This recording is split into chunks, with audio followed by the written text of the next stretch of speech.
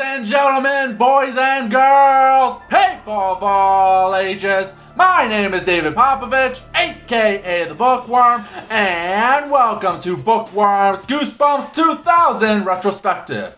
Today, we go back to school.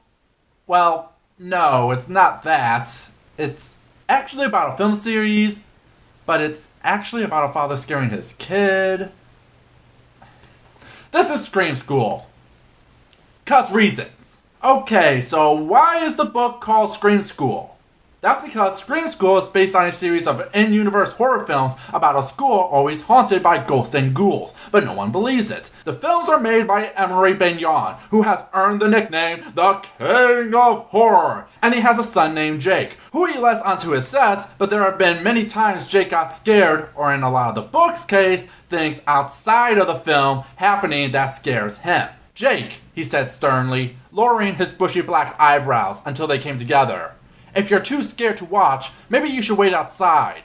"But I wasn't scared," Jake protested. "Really, I was enjoying it. It didn't scare me, Emery." Their relationship is not on good terms, to say the least. While having a famous father has its benefits, Jake is tired of how everyone sees him as a scaredy cat over his King of Horror father. "I'm just as scary as he is," Jake proclaimed, "but he won't believe me. He thinks I get scared all the time. You know why he brings me to his movie sets? To show me that the horror isn't real. To teach me not to be afraid."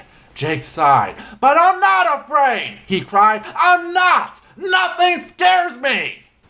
That's a load of bull, but I'll explain in a bit.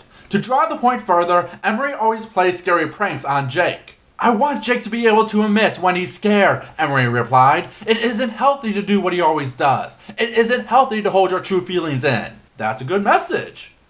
If only the book actually followed through with it. Anyway, Jake wants to prove to his father that he's not a chicken, and that's the whole story. Which I'm sure you think will lead to a moment where Jake tries to prove himself, come across a real horror, and finally come to terms with the idea it's okay to be scared, right?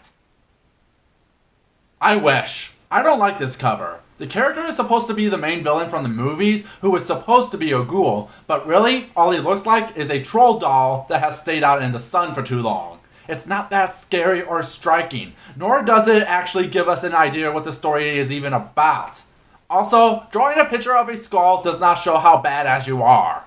Student, body, stalker. Even the tagline means nothing for the story. In fact, this whole story feels like a big old contradiction with itself. Jake says he is not afraid of anything, but finds himself in many scary moments. His father says he does scary things to have Jake be comfortable with his feelings, but that idea goes nowhere. Instead, the plotline goes on how the father is faced with a real fear and admitting that he's being a jerk to his son.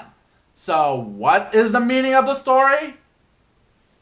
I don't know. This book doesn't have much going for it. Not in the "we have nothing supernatural happening." That's okay, shakes up the formula. But any message or theme or arc the story gets across comes off as confusing. It seems strange a story that's supposed to be about coming to terms with being scared instead becomes a revenge plot where the original thought gets tossed by the wayside. It's just not good. The plot is mostly aimless, the characters contradict each other, and it makes you feel you wasted your time. And nothing feels worse than wasting time.